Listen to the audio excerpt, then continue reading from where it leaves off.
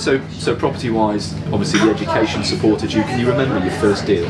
First deal bought or found? So First deal found or done. Yeah, I mean, there's a misconception about us a little bit because we're 10 years in on the scale we're doing on developments now. A lot of people presume that I must have been buying properties from day one. I didn't buy a property for 18 months. Yeah. So from the starting of my training to actually buying my first property, my first investment was 18 months, because in the first 18 months we just built portfolios for people. Yeah. I started with no cash, so I couldn't buy, and I didn't feel like at the time that I had the network that I could go and raise money, but I knew I was in a network where people wanted to buy properties, so I went and built portfolios for other people, took a fee to do it, yeah. and that then effectively built up enough capital for me to start buying. So everyone that thinks properties get rich quick, or you've started in property in the last 18 months, or whatever it may be, they look at what I'm doing 10 years in and go, oh, you're doing great, and it's like, well, yeah, but I didn't buy for 18 months. Yeah. There's a lot of comparisons in property where people look at what you're doing now and they want it now, and it's like, well, you can do it, but it's going to be a 10-year journey. Yeah. You know, people want to get into development 6 months in, and it's often too quick for them. When I came into property in 2009, 2010. We're in a very, very different market. We've just come out of a major recession. Finding what we would call money in, money out deals, where effectively you've left none of your own money in the deal on refinance.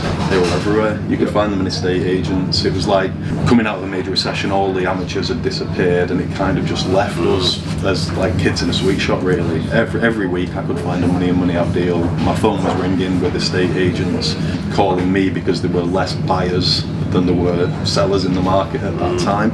So it was much easier then to find what we would class as quality investment deals where you're getting your money in and money out. Yeah. So typical buy-to-let stock, 2-bed, 3-beds, terraces, semis, where people were putting money in, refinancing 6 to 8 months down the line, getting all the money out, cash flowing £200, £300 a month. Then you would retain the management?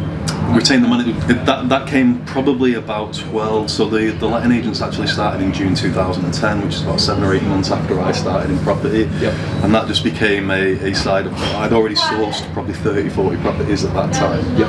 And it became a point of where these I could see that I partnered with a local letting agency who wasn't doing a great job. So I could see that there was a business opportunity to have a full package service effectively, from Yep. sourcing, managing the bill, all the way through to letting it for the long term. So we started then at that point, June 2010, building the letting agency, where we held the management.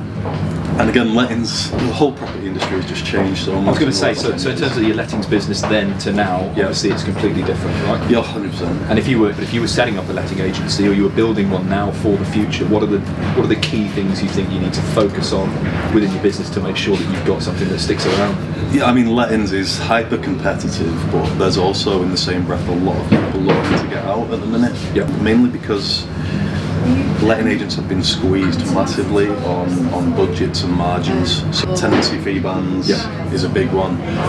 More regulation, legislation, and rightfully so. I believe it should be a regulated industry. So you have to have client money protection insurance, you have to have client accounts, you have to have professional indemnity registered with the ombudsman.